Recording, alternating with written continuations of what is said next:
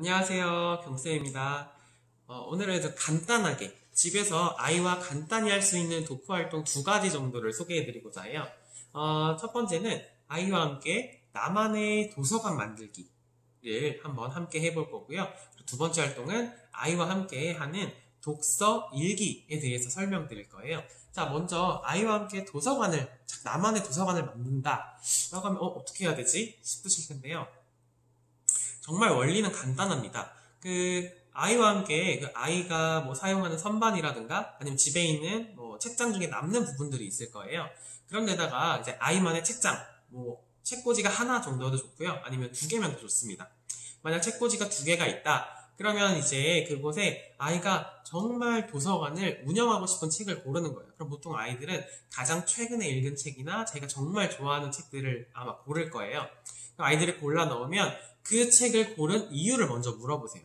아이는 그러면 난 이 책 좋아요. 이 책에 나온 주인공이 좋아요. 이렇게 이야기를 할 거예요. 그런 이야기 쭉 들어주시고, 그리고 아이가 이제 책을 꽂으면서 어떤 순서대로 정리를 하는지 한번 보세요. 그래서 아이가 만약 이렇게 크기대로 아니면 기억 니은 대로 정리가 안 되는 것 같으면 한번 물어보세요. 지금 어떻게 정리하고 있어요? 물어보면 아이가 머뭇머뭇하면 그때 한번 이야기를 해주세요. 정리를 할 때는 보기 좋게 하는 게 좋아요. 왜냐면 나중에 책을 찾아볼 때 내가 원하는 걸 쉽게 찾을 수 있으려면 깔끔하게 정리가 되어 있어야 돼요. 라고 말을 해주시고요. 아이가 책이 있잖아요. 그래서 책을 보통 크기대로도 많이 하고 도서관 같은 경우에는 또 이제 기억 니은 덱으로 많이 하기 때문에 아이가 그래서 둘 중에 하나 선택해서 정리하시면 좋고요. 제가 아까 두 칸이 있으면 좋다고 말씀을 드렸는데 한쪽은 아직 빌려주지 않은 책 또는 아직 읽지 않은 책 같은 게 들어가면 좋고요. 다른 책에는 대여가 완료된 책 아니면 아이가 다 읽은 책 같은 걸 넣어두면 좋아요.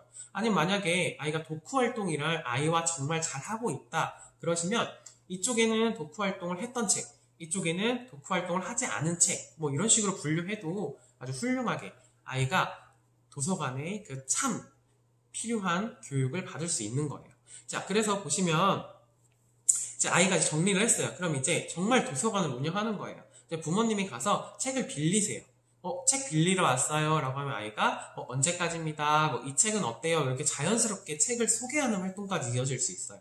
책을 소개하는 활동이 이어지면 아이는 책을 읽었던 내용을 떠올리고 기억이 안 나면 다시 보기도 해요. 다시 보면서 이 책에 대해서 다시 한번 생각해보고 이 책이 그럼 어디가 인상 깊었어요? 이런 것도 물어보면 아이가 그 책의 내용을 떠올리면서 상상하는 데도 굉장히 도움이 됩니다. 그렇게 해서 아이가 이제 쭉 빌렸어요. 빌려주고 대여를 했으면 아이 앞에서 읽어보세요. 직접. 와 재밌네 이렇게 읽은 다음에 아이한테 다시 반납을 하면 아이가 아까 책꽂이 두 개 중에 다른 쪽에 꽂아도 좋고요. 이거에서 조금 더 나아가면 아이가 도서관을 만들고 부모님도 도서관을 만들면 서로 교류할 수가 있어요. 예를 들어서 아이한테 좀 읽혀주고 싶은 책들이 있는데 좀 안 읽는 책들이 있잖아요. 그러니까 물론 저도 누누이 말씀드리지만 아이가 읽고 싶은 책을 읽는 게 가장 좋은데 읽고 싶은 책이 다 만화책이면 사실 좀 만화책만 읽기는 좀 부담스럽기 때문에 아이가 읽었으면 좋겠는 책, 좀 아이 성향에 맞춰서 좀 그래도 재밌는 흥미 있어 할 만한 책들을 골라서 부모님 도서관 만드시면 부모님이 아이 거 빌려보시고 아이도 부모님 거 빌려보시면 자연스럽게 독후 활동까지 이어질 수가 있거든요.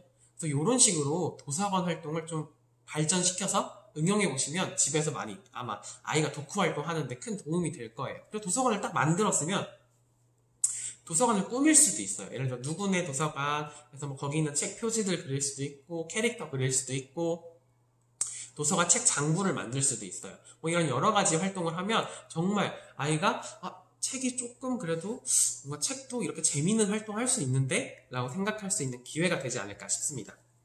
그 다음 말씀드릴 활동은 독서 일기인데요.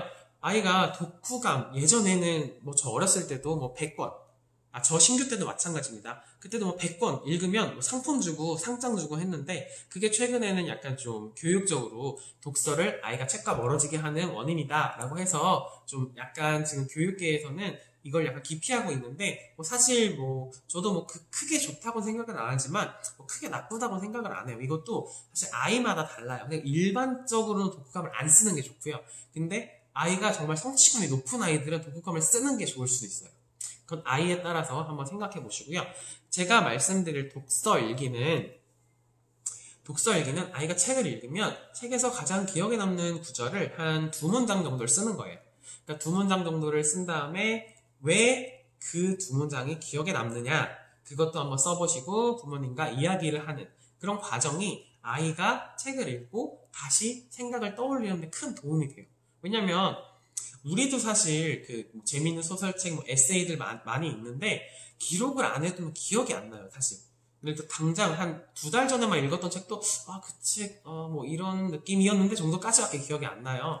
그렇기 때문에 기억이 날 수 있게끔 하려면 기록을 해두는 게 좋아요. 그러니까 기록을 해두고 뭐 한 달에 한 번, 한 2주에 한 번씩 그 내용을 다시 한번 읽어보면 그 책의 내용들이 다시 떠오르면서 장기 기억으로 넘어갈 수 있어요.